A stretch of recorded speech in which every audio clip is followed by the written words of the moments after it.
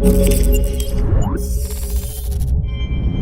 what's going on guys, Alex here and welcome to Need for Speed Payback. The game launches on November 10th, so we are not too far away now, but ahead of that, EA very kindly invited me to an event in London this week and gave me a chance to go hands-on with the game for a good few hours. During that time, I got to play from the very beginning, experience some of the story, meet some of the characters, explore a portion of the map, test out some of the different race types, find and restore some derelict cars, and even head into the garage and the tuning shops to see what options are available.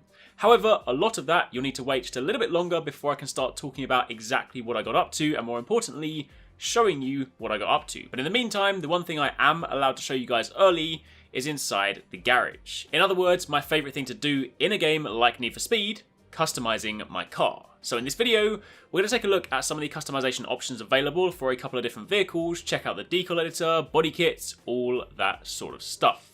If you do enjoy this, then like would be super appreciated, and let me know in the comments down below if you guys plan to pick up this game yourself next month. Now, to begin with, we're going to start by taking a look at some of the early options for the Honda S2000. This is one of the first cars you get in the game, or at least one of the first cars you have the option of choosing.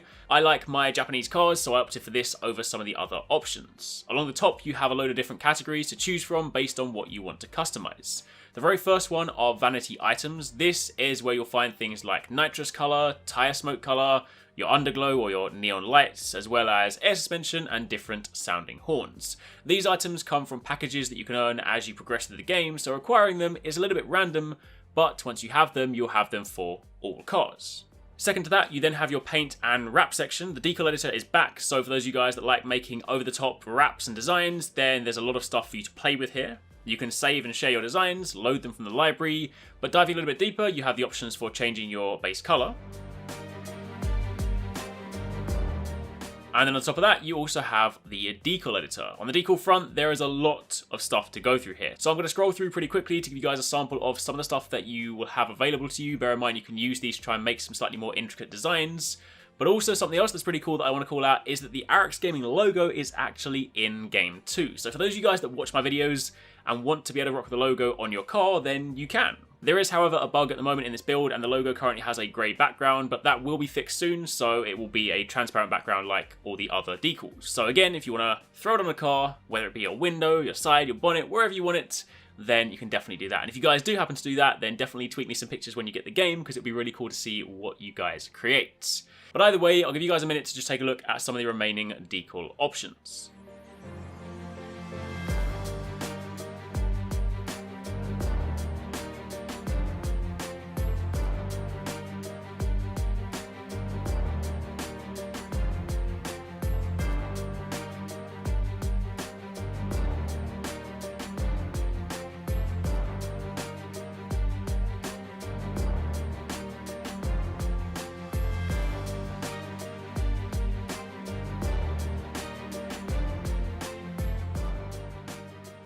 Moving on from there, this is super cool. You have the option to tune your stance. You can individually adjust the camber for both the front and the rear, as well as the ride height. So if you want one of those ridiculously slammed looking cars that rides really low, then you can do just that.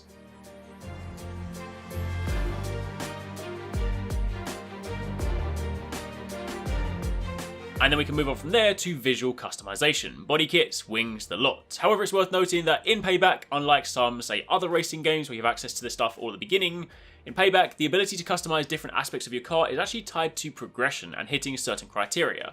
Since I only got to play with the game for about 4 to 5 hours, I didn't get to unlock all the options, but you can see when you hover over anything that would normally present options, if you don't have the ability to change that, it'll tell you what you need to do. So sometimes it'll be like smash through billboards, perform drifts, collect X number of items, perform some jumps, different kind of things like that. Basically things that you can do in the world tied to racing, tied to just general exploration. There are all different criteria linked to different parts of your body kits, and as and when you tick them off, you'll then unlock the ability to customize that portion of your car, and of course all other cars as well.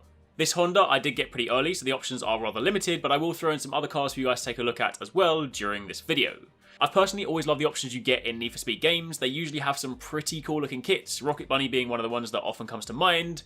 But what's cool in Payback is they've split out those kits to make them fully modular. So you can buy a kit and throw it on the whole car, but let's say you want the Rocket Bunny kit for, say, a Subaru BRZ, only you don't like the side skirts or the rear bumper. You can then also mix and match that with other kits to get the look you want. So you might want to just dip into, say, Rocket Bunny for the wide fenders, and then mix that with something else with, say, cool side skirts, as an example. The point is, there are lots of customization options. But for the time being, that's going to be pretty much it for this video. I'm going to leave you guys to watch out some of the other customization options for some other cars too, so you can see some of the other options. It is worth noting there is one more thing to cover, and that is performance upgrades. But since I need to leave the garage to properly explain that system, that's going to have to wait just a little bit longer. So for now, enjoy the rest of this video. If you have any questions, by all means let me know, and keep a look next week for more from Need for Speed Payback. Thanks very much for watching, take it easy, catch you next time, peace out.